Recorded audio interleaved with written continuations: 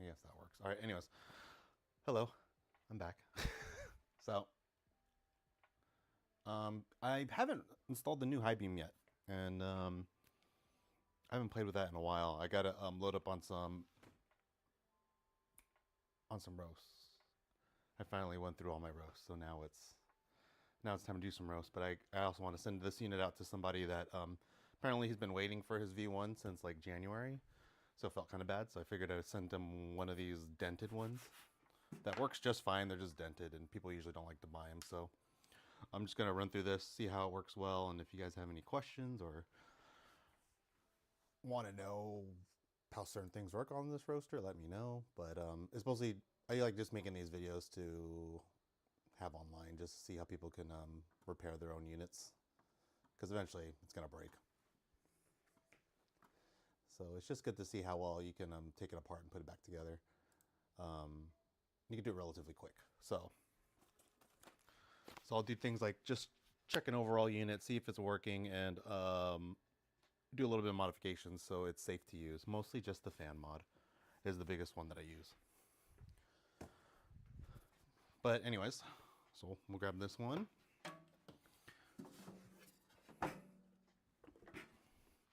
All these units, they always come with this control panel, which I use as a really nice way of figuring out if it's broken or not, because it has all like the error codes on there. Let me plug it in.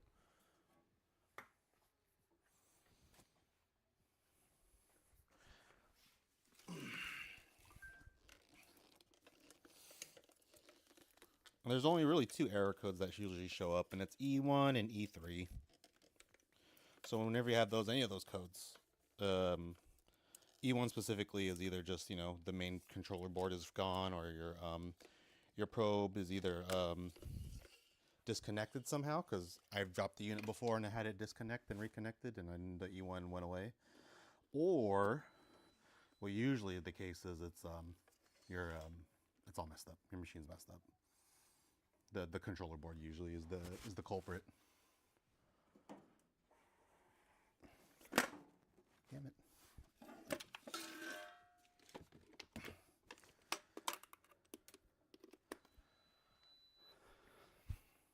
So, anyways, so as we all know, just for people who's using it, this is the normal control pad. You could do whatever you need to do a manual roast on. You can use this. It gives you basic details. It has like a static ROR number, so you could kind of see how it declines over time to track your roast. But I feel like that's better done graph than on one single number. Sampled every 30 seconds. It should be followed within every second. So, and that's with ROR. That's the rate of rise. So yeah, if you open one up, just make sure you run through this like preheat. You'll do preheat. It'll start off at 100, drop it down if you're really gonna preheat. But if anything, just check that if you can go down and the bulb is dimming. Sometimes if the bulb doesn't dim, that means there's an issue with I think it's the thyristor controlling how much power is going to it. That's another issue of the board too that you might have. And then here's the fan. That's the exhaust fan in the back. I put it at 100 just to feel if it's blowing out. If you don't feel it blowing on your hand at like 100%, or if you put a piece of paper on it and it kind of sucks it down or doesn't blow it away, that means the exhaust fan might be connected backwards. So you just have to change the polarity on those wires. It's an easy fix, but it's kind of a pain in the ass to do. So I turn that on for a bit. It seems to be working, and then one last thing I'll do is I'll turn it back on and I'll just test out the bean cooler. Yep. So I know that I verified that it's working, so I'm just going to go ahead and just open it up, put the fan in, and then show you how it's all wired up. And then we'll put Hibean on it. I'll do Hibean by installing it through the bin, so I have like a little video showing people how to do it. Right, let's get this done. So we'll flip it around. So the way you open up a V1 is the same exact way you're going to open up a V2. The back panel is largely the same. The only big difference is the older V ones. They don't have the fan part anymore, or don't have the fan part at all. The newer ones do, where the fan goes right here and it blows directly onto the heatsink. And also the back just is missing the top port cutout for the USB, because the controller board has two of the USB stacked on top of each other. So this is a simple thing. I usually like pulling this out. It gives you more access, but it just feels like you're breaking the unit, but you're not. So you just feel free to pull it, give it a nice little tug, and that should pop right out. And it's just like a little plastic holder piece.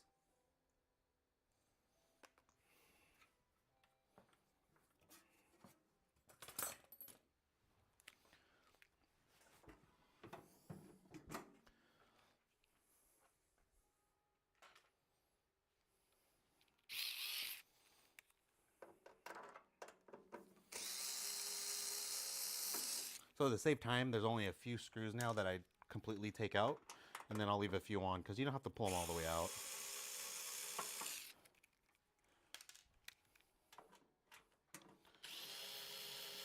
And having one of these makes it so much easier to like take this apart.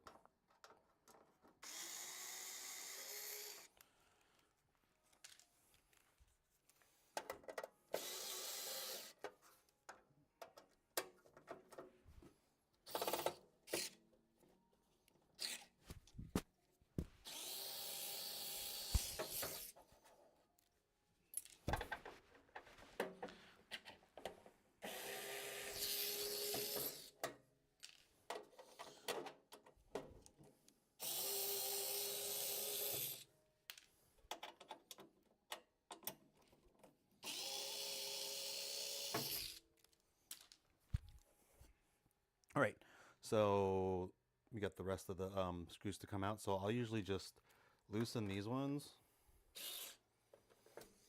and I'll pull these ones at the bottom all the way out too.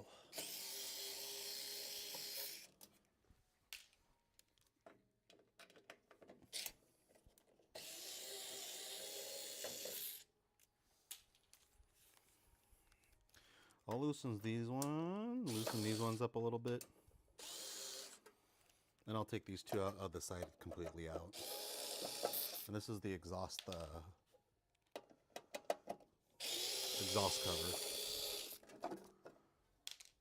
Because what you can do is just pull it to the side. It should come right off. And these don't attach to the thing. This literally is just here just to hold this in place. This is loose. What is this? That one's off.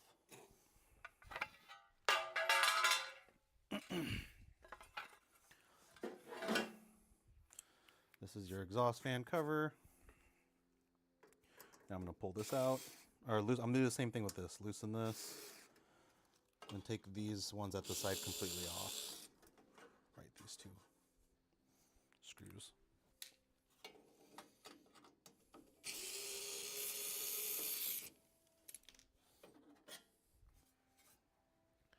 Just like that. Leave these on. The rest you have to take off are the two ones at the bottom.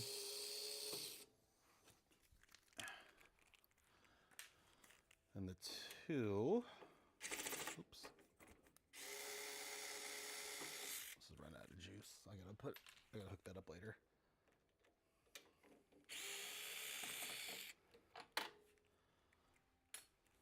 And these two ones,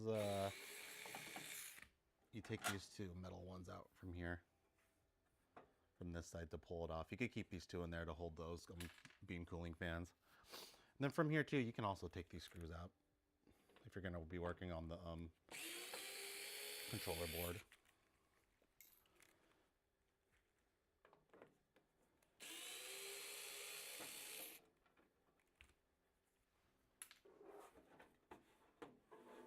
Is there one more I missed? Oh yeah, these two too. Forgot about these two.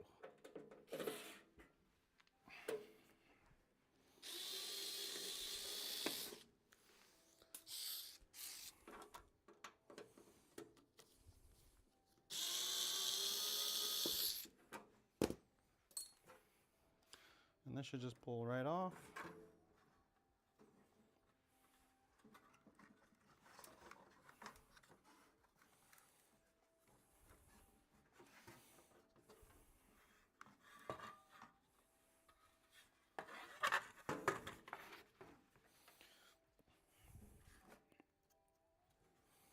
I'm gonna pull this one. So let me show you the old board. This is the very like the first gen V1s where the heatsink was a lot smaller than the this one is now. So there's two things that kind of happened. It used to be a lot easier to install the fan directly on here because there's more space and you could thread those M3s into his little fans, his little fins or whatever they're called, little in the areas between the fins. They took that away and just gave you a bigger heatsink. So now you have to, in order to do this mod, you would have to either drill holes into the heatsink directly, or you could drill holes into the case about whereabouts the heatsink is, and then just put a fan on the outside of the case to blow air into it. You could do that too.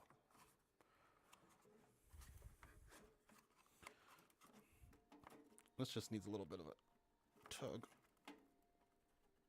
I'm gonna break one of these one day.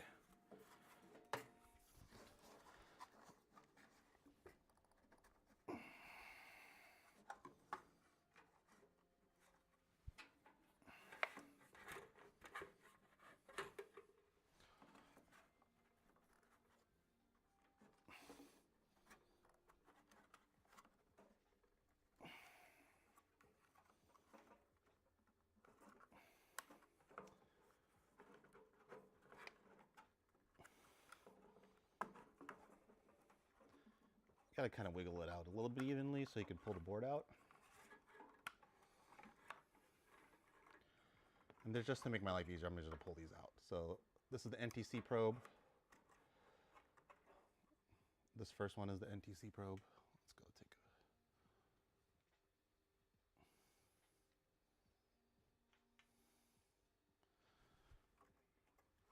a NTC probe. Has just like two white wires. There's no polarity to them. And then bean coolers are the next two. It's always a tight fit in this freaking coffin. And then two of the bean coolers. This one right next to the bean coolers is the exhaust fan.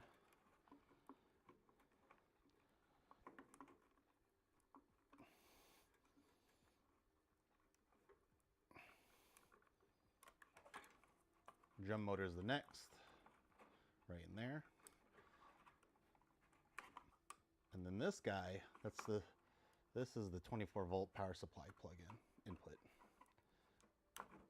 And this goes from like 24 volt into here. Fix that.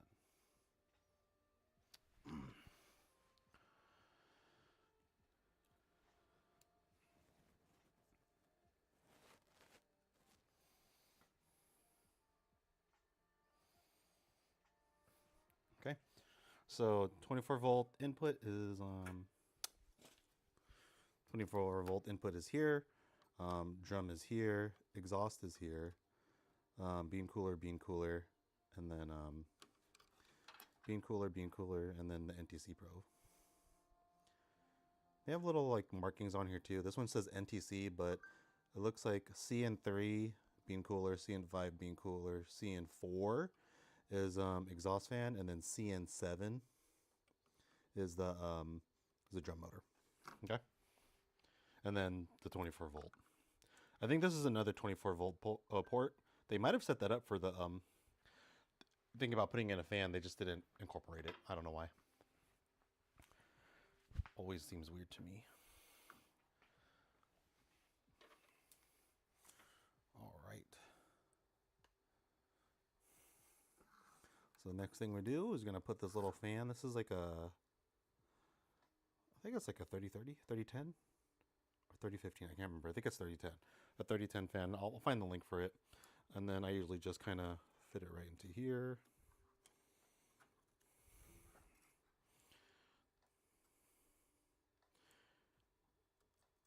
I try not to let it touch this chip over here,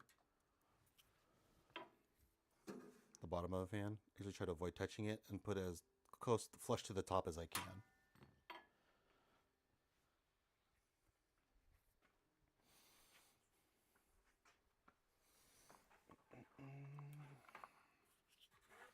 I'm gonna bring this down.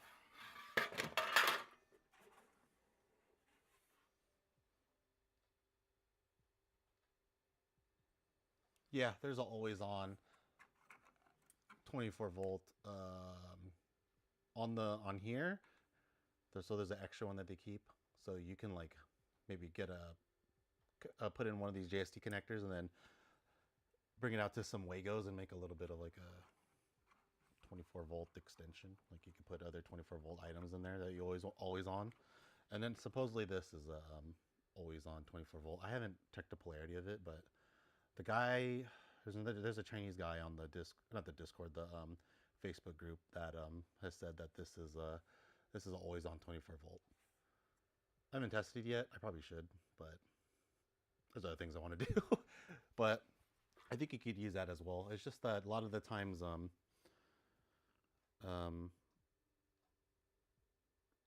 I just don't trust I don't like putting that much, I don't know, I guess stress through the board. This thing is these boards are so fragile to me because I always replaced a bunch of them, so haven't really had a desire to test it out or tell people to test it out because I don't want to burn a board and they have to spend like $20 to buy a new one.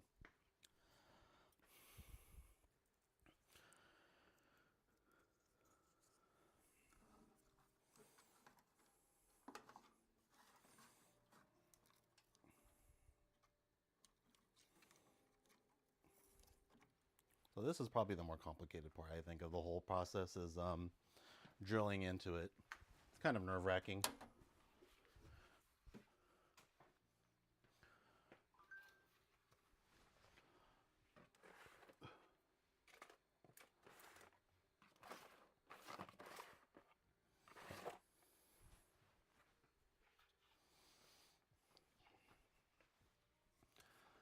But if you go slow,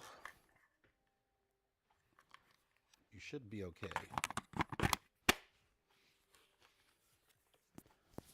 Yeah, Mike. Supposedly it's always online. I haven't really checked it. I need to find my my multimeter. It's somewhere here. I've been terribly lazy in looking for it. I find my logic analyzer, then I lose my multimeter. And if I find both of those, then I know I lost my my oscilloscope. So it's always like one of these things where I'm like, I need to start taking a little bit better care of my setup at home. I gotta stop losing things. All right. I should pull up a chair and do this seated.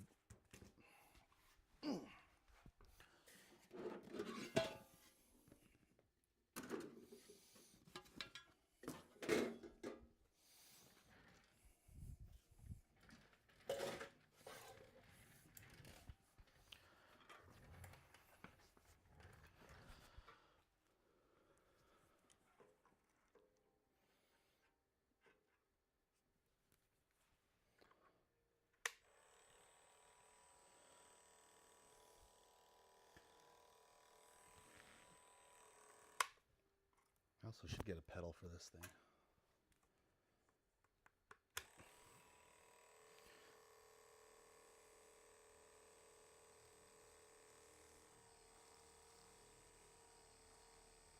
Ooh, this one's a mover. All right, I'm going to activate my safety squints.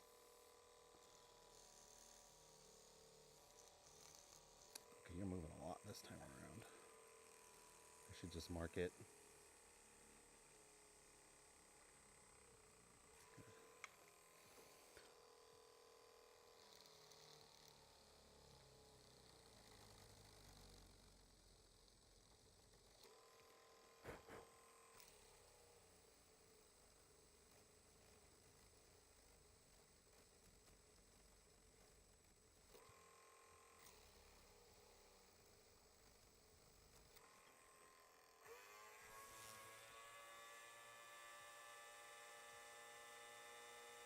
I need to get one of those. I need to get a little like micro vac and just have it suck up all this stuff because I usually have to do a whole blowout.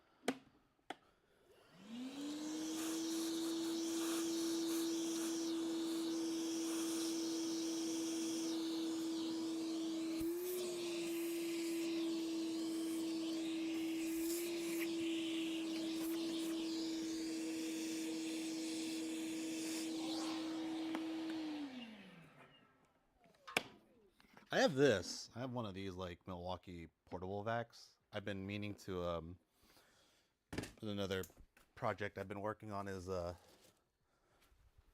just adding a mini cyclone. It was like a little mini cyclone unit I found on AliExpress that I want to hook up to the chaff side. I just don't know how to do that without, you know, melting the ABS plastic I was thinking about printing out. Just like a duct that I could, you know, put magnets on and just have it like attach here.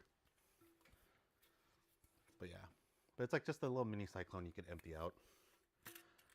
I know people have been complaining like they've been roasting and then they'll have their chaff catch on fire and they're like, oh, you have to I have some chaff in there I was playing with, but you have to like empty it out mid roast. So trying to just find a way to turn on my cyclone for like a few seconds during mid roast just to clear out the chamber and then prevent any chaff fires. But that's a project for another day.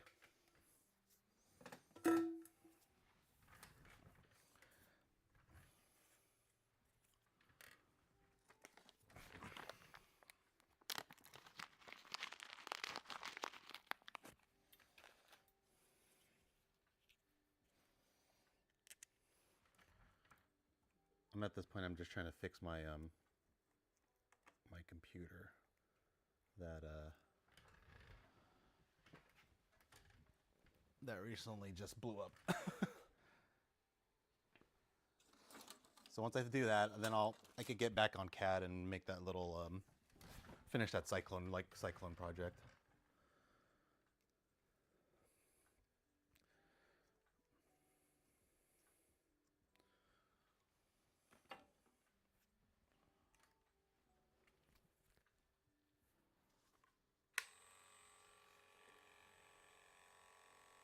I'm just gonna mark it.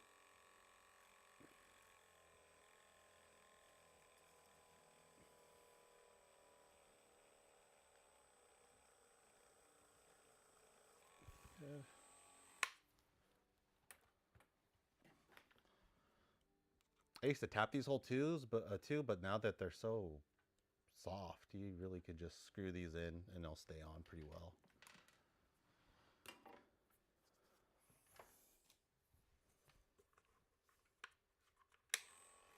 I used to use my what's it called, my Milwaukee drill for this, but this Dremel thing has been working really well.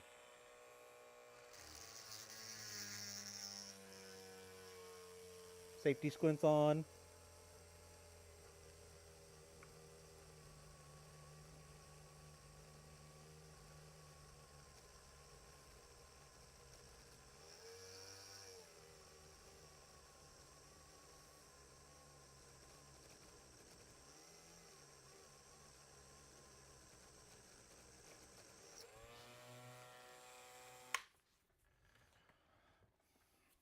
I drill it enough just so that the threads could catch and hold the fan in place.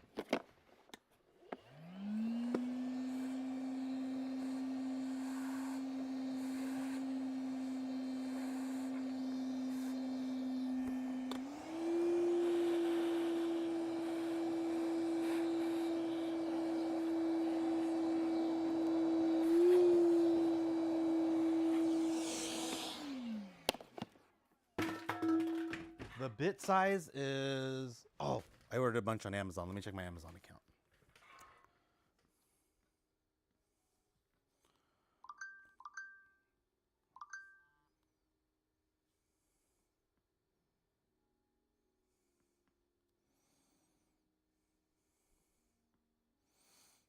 Checking my Amazon drill bit. Drill. I want to say it's like 2.5 millimeter, but let me see. Yeah, so I'm using a 2.5 millimeter drill bit. 2.5, and you don't have to worry too much about, you know, the threads. Also, I really need to show other people how to do it, the other ways you can do it that you don't have to drill into the heatsink. And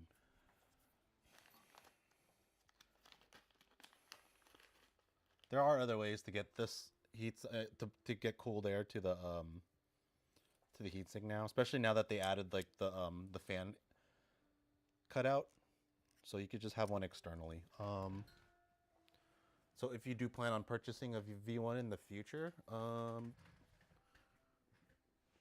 let's see. Here's a V1 that has it, I think. Yeah.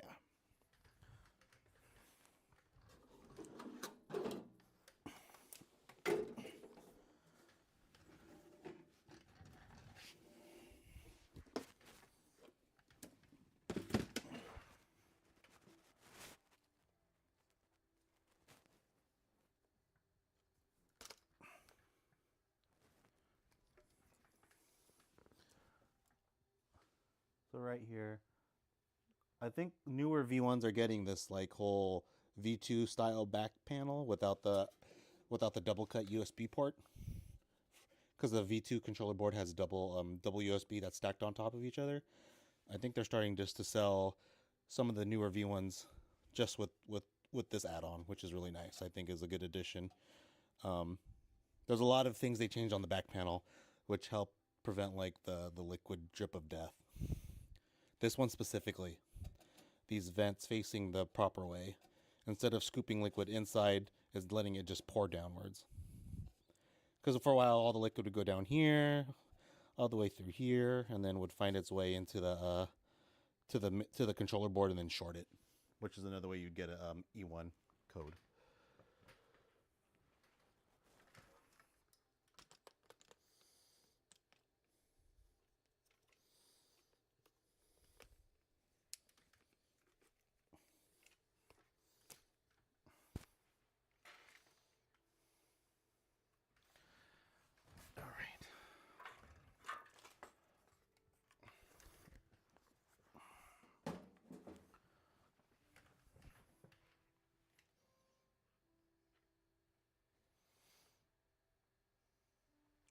So, just trying to screw this back in.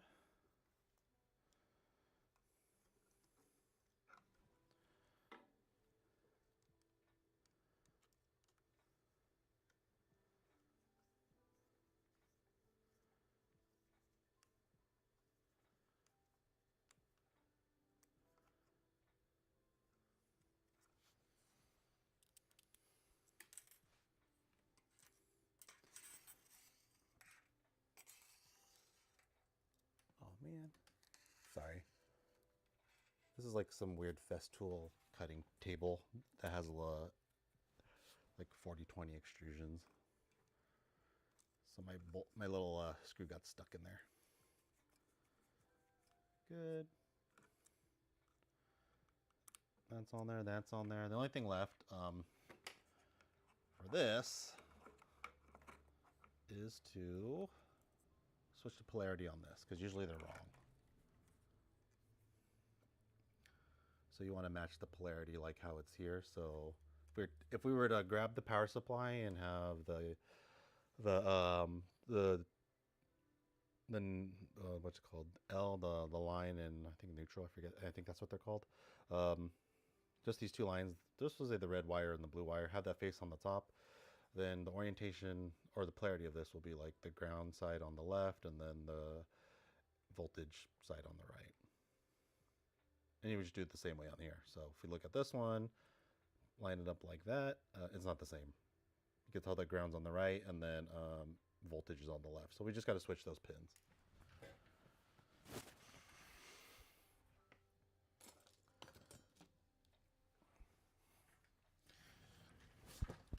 So you need something really small to do that, to switch those pins. So you might have to use something like this handy dandy, super expensive tool. It's really just it's the little thing they use to reset your phone, or to pull out the SIM card, I think. So that's what I'm using.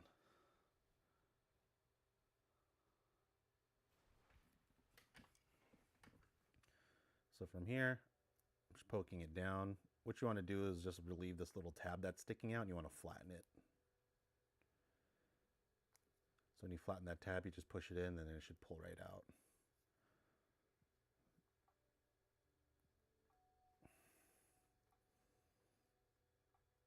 I gotta push it in more. Gotta push it in more just so the tab flattens out. This is hard to see.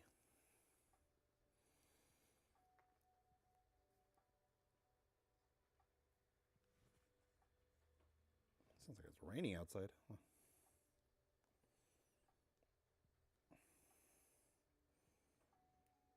There you go.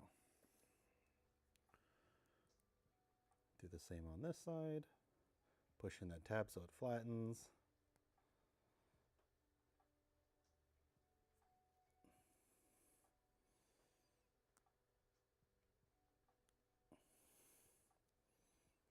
It should come right out. Then with your nail, let's see if it can get you a closer look. It's not that great.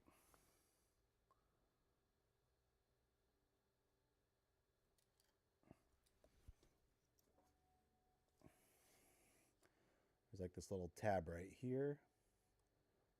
It's flat right now, so you just got to pull it out a little bit. Don't bring it back and forth too much, because it'll actually come off, and then you're screwed. Then you have to recrimp the wire, and you're going to have to pay $20 for a crimper, and then another $15 for JST connector. So just want to flare that pin out a little bit more so it catches on the connector end. So this goes here. So I want ground on this side. So I'm switching it from here. I gotta flip it over so that pin gets stuck. That tapped right in there. Good. You'll hear a little bit of a click. And then here,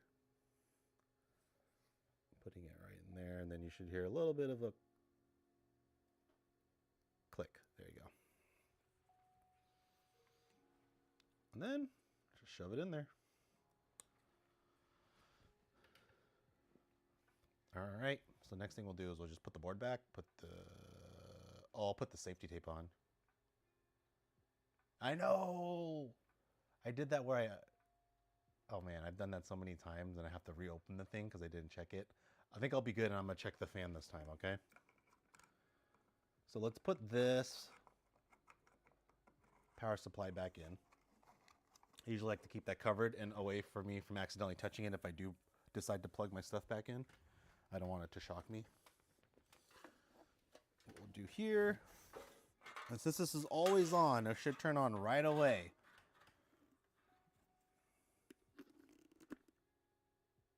Good, plugged it in, it's spinning, and I'll unplug it. Yep, works just fine. It doesn't need a lot of air. It really doesn't. This little fan has enough air to keep it cool, or it doesn't reach those 90. I forget how high it went. I have a video of me showing just exactly how hot it gets, and you could easily tell why thermal runaway was happening. All right, let's put these back. So put the 24 volt back here. That's a 24 volt input, so that's power supply. Make sure that's unplugged. And then word from the you could usually hear it. I like the one on the outside now, so it's easier to plug in for people. Although I think it looks a lot cleaner doing it when you plug it right directly to the heatsink, and you know it's getting cooled off. Let me put this in here. I'm gonna tuck these wires in here.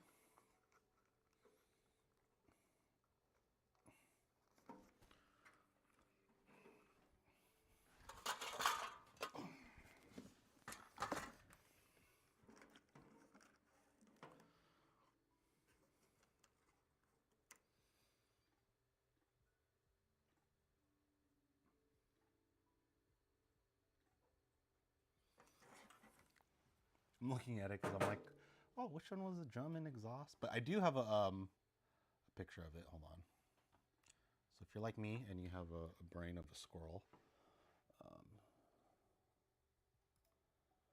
I did put the where is it? General hardware. I did put the main board basic layout on the Skywiki. So let me put that on screen.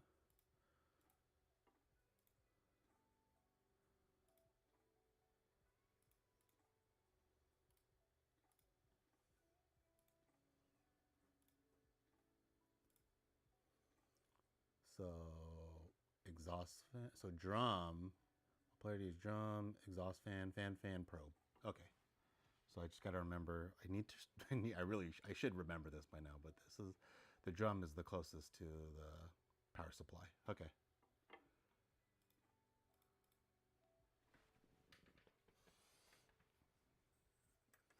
You would think I would know that by now after disassembling so many of these.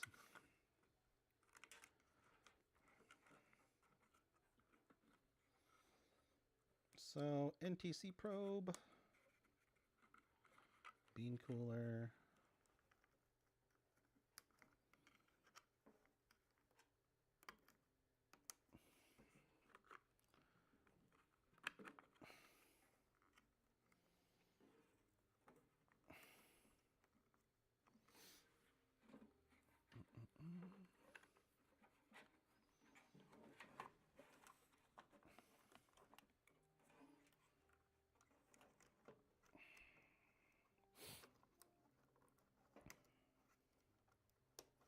And that's the exhaust fan. I'll put that in last. Exhaust.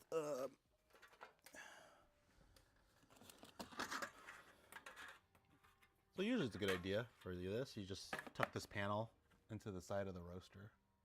I usually do this to hold it.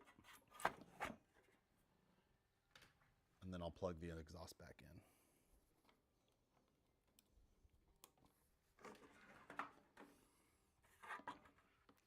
So I'm going to line this up. Good. Okay. Then there's one more thing I always like to do for the roasters I'm going to send out. Since there's a lot of liquid, sometimes it just drips downwards and it falls right into here and then gets to the board and causes an E1. So what I've started to do is take this, bring it down here. I'm going to move the camera a little closer.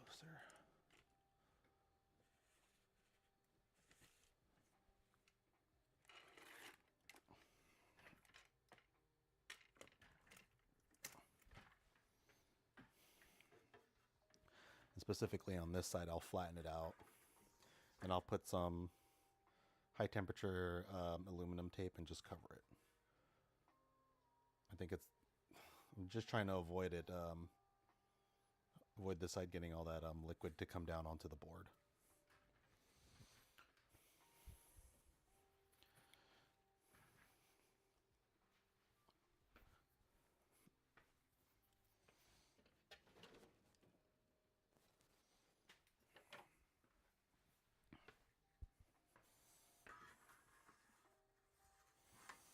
So don't crush the fan. So I usually have it at an edge, and then I'll just flatten out this side.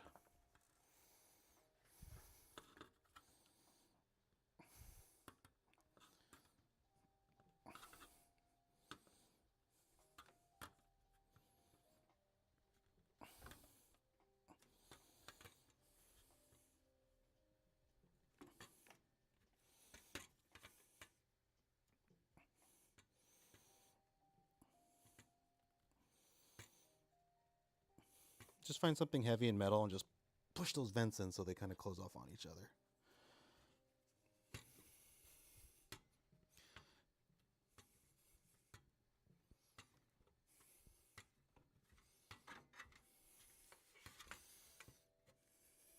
And I'm just doing this so when I lay the tape flat, it's not like being pushed up against these fins or these vents.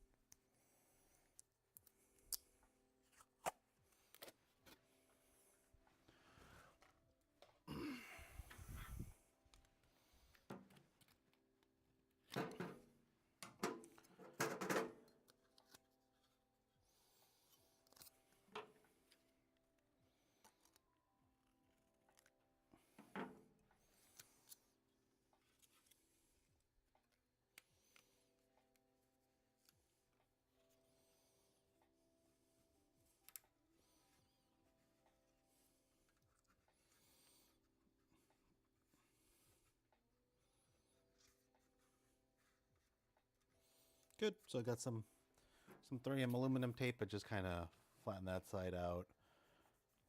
Put the tape on.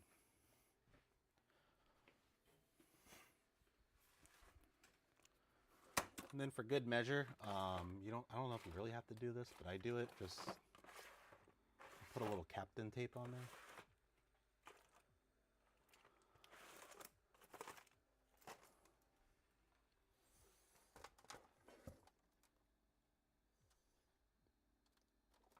If I could find it.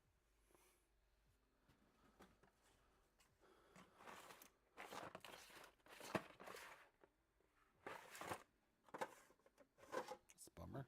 I had a whole roll of it. I think I lost it.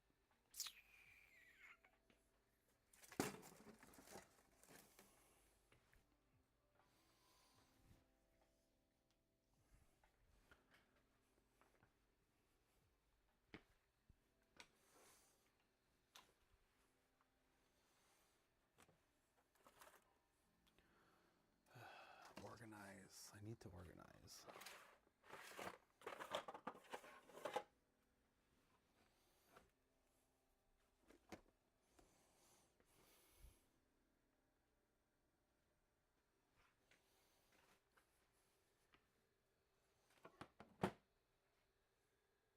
All right, well,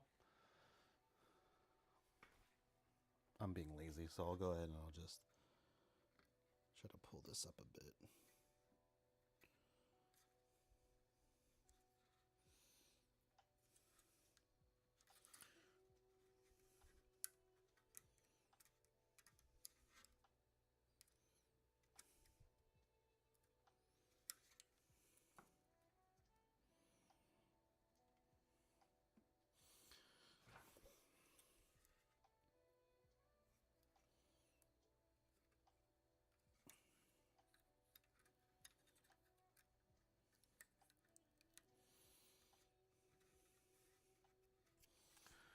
And I'll just stop the tape at the edge where before it gets into this. This is some kind of like ESD tape, I think. I have no idea, but it's only where the coffin's at. So I assume they don't want things to short on there or something. But usually I'll put like a Captain tape around here, just added protection. But you don't have to do that. All right, everything's plugged in. Just got to shore up the wires, make sure they look clean.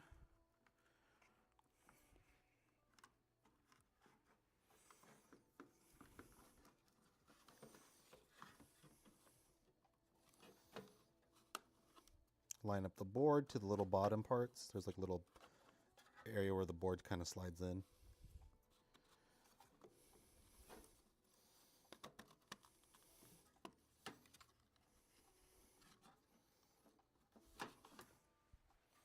And we'll close it up.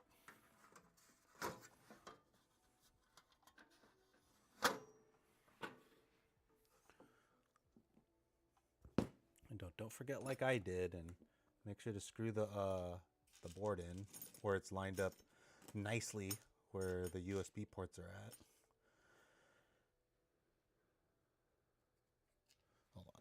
this screw.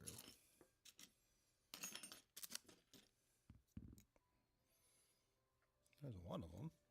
There's a second one.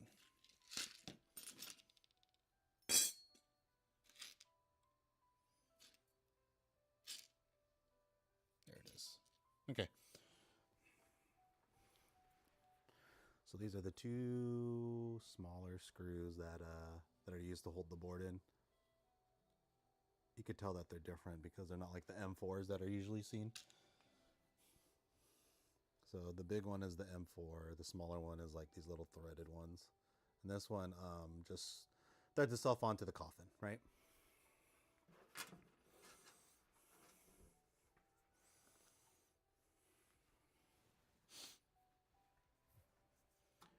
So I'll go here, I'll line this up here.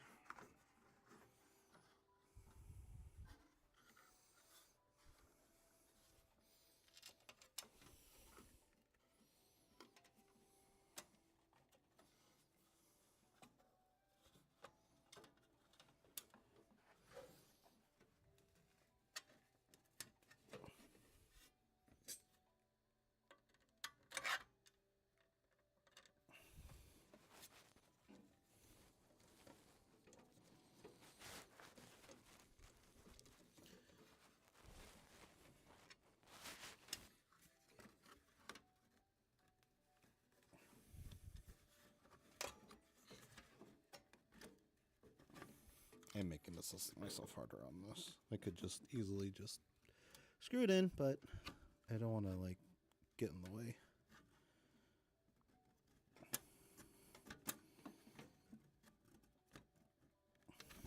Okay, I'm going to get in the way.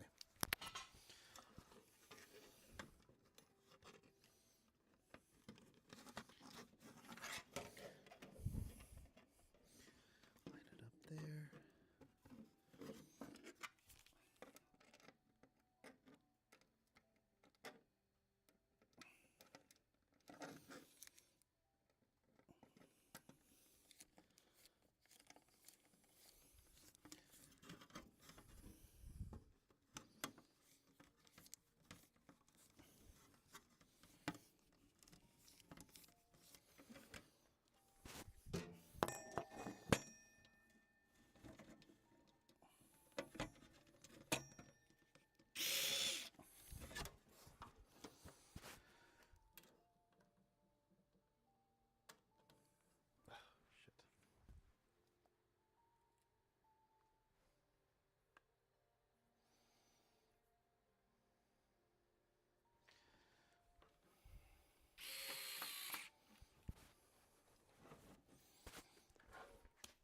Now the key to the install is making sure that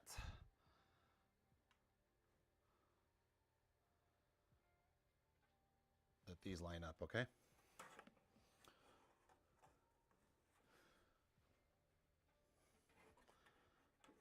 Specifically the USB-A.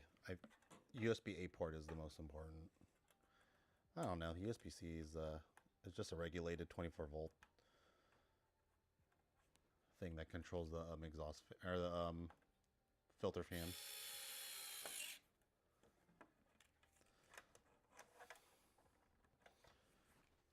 Okay, that's back in there. All right, let's put this back together.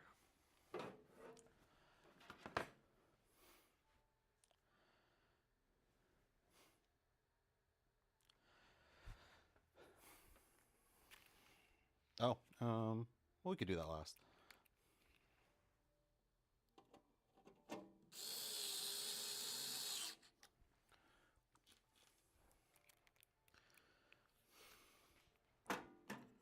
Now here's my pro tip. When I put my panels back on, I only leave 4 on.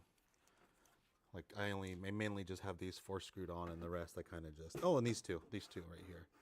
I'll usually screw those back on. These two on here, 2 on here, and then maybe 2 on there, and then whatever else to hold the covers on, I'll put on. But other than that, I try to keep it to a minimum because you don't really need to have all those screws in at the same time.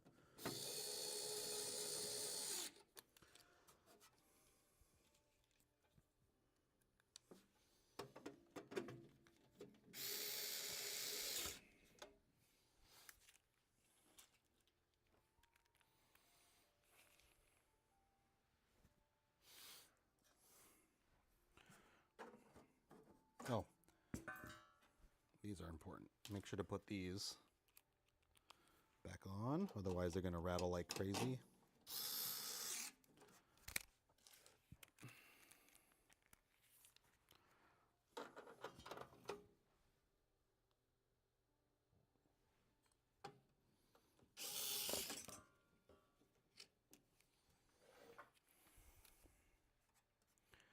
Good.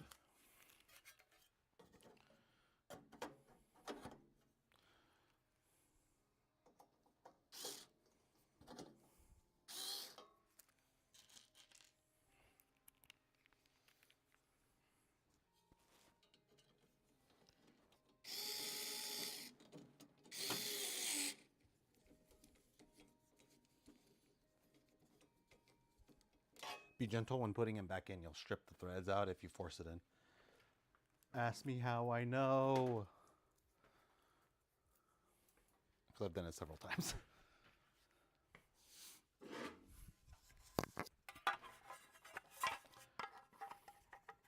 Although you can, if you do strip them out, you can always add like an M4 nut in the back. I had one of the units for myself. I glued on. I stripped one of these holes out. I forget which one it was. Maybe it was this one or this one. One of them I stripped out, and I ended up like just putting just like gluing on a M4 bolt on the other side, tightening it up, and it works fine. Fine for now.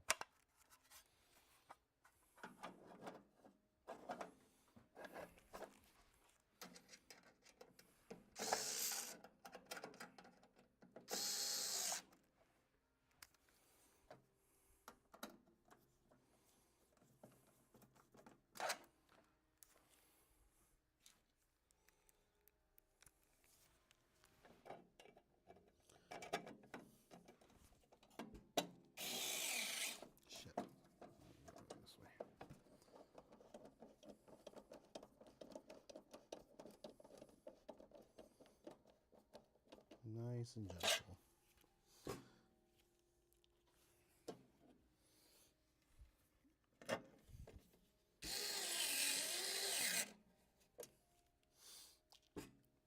I'll put all 4 screws on this one, or 2, 4, 6, 6 screws on this one.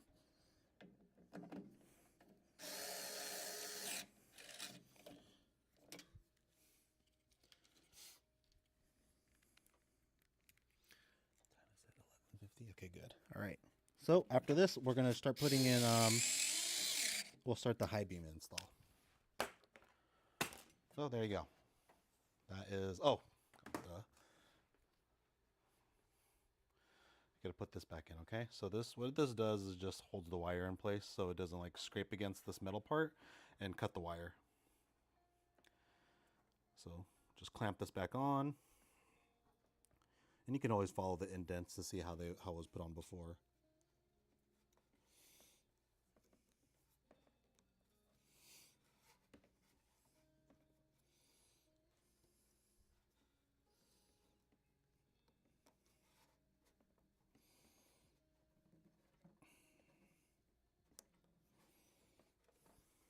So I'm going to push this in, and it'll pop right back in. Just, there you go. Just clamp that in, push it in. There. And these are really easy. After that, usually it's easier to pull these out if you need to rework on your machine for any reason, in case you want to try some more mods or something. All right, let's install Hibean next.